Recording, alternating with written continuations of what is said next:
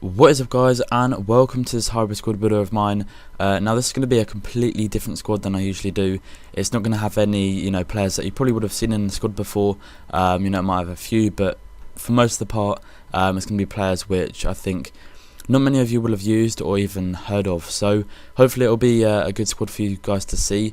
But let's get on to it now. As you can see here, we're using the 4-2-2-2 formation. Pretty good formation. It doesn't have any wingers though, which is kind of the only downfall of the formation. It does have quite a balanced sort of defence into midfield and then into the attack. So moving in to the first goalkeeper, and as you can see here, we have got Lindegaard in goal.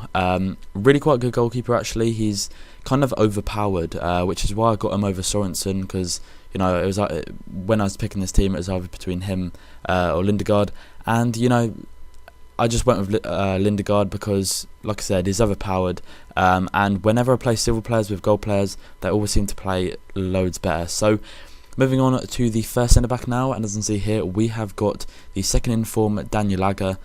His stats in this card are absolutely ridiculous. As you can see here, 72 pace, 73 shooting, 77 passing, 91 defending, and 84 heading. So a really good standout card there. One of the best in this side. So moving on to the second centre back now, and as you can see here, we have got Larson. He actually plays for, I don't know who he plays for. Yeah, I'm not too sure who he plays for, but he plays in the Tippeligaen. Obviously he's from Denmark as well. He's not the worst of players in the world, but he definitely does have his faults. As you can see there, he only has 65 pace, which is kind of slow for a centre back, but he does have 78 heading and 78 defending.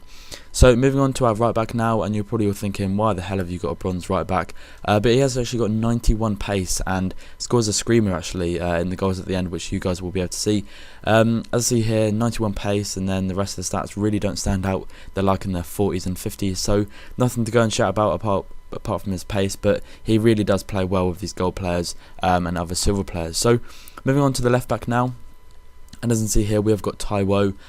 Self-explanatory, everyone knows about him. He's just a real force in defence and can score some insane long-range goals. Haven't actually scored one yet with this team, but I do play with the team a few more games after this just to get a few more goals and more clips. So there might be one in there goals at the end, I don't know. But all I know is he is an incredible player. Moving on to the first centre defensive mid now, as you can see here, we have got Jonobi Mikel.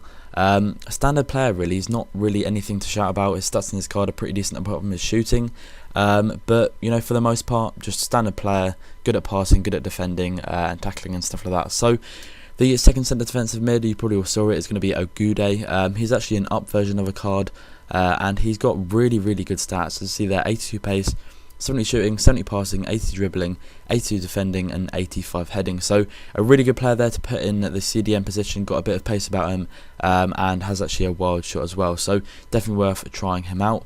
The next centre attacking mid, as you can see here, is going to be Sigurdsson.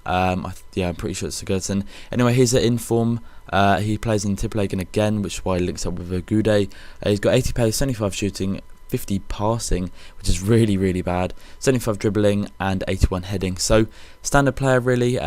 Quite a good stats for an A rated in form, it has to be said, but there are better cards out there with better stats for an 80 rated card. But overall, really quite a good player.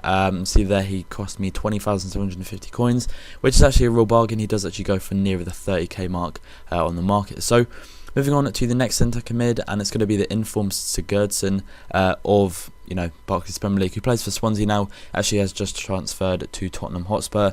But as you can see here, he cost me 18,500 coins. Kind of overpaid for him. Probably could have got him a bit cheaper, but I suppose people want to buy him now. He's moved to Tottenham, and any Spurs fans or whatever just want to pick him up and try him out. But he's got pretty standard stats.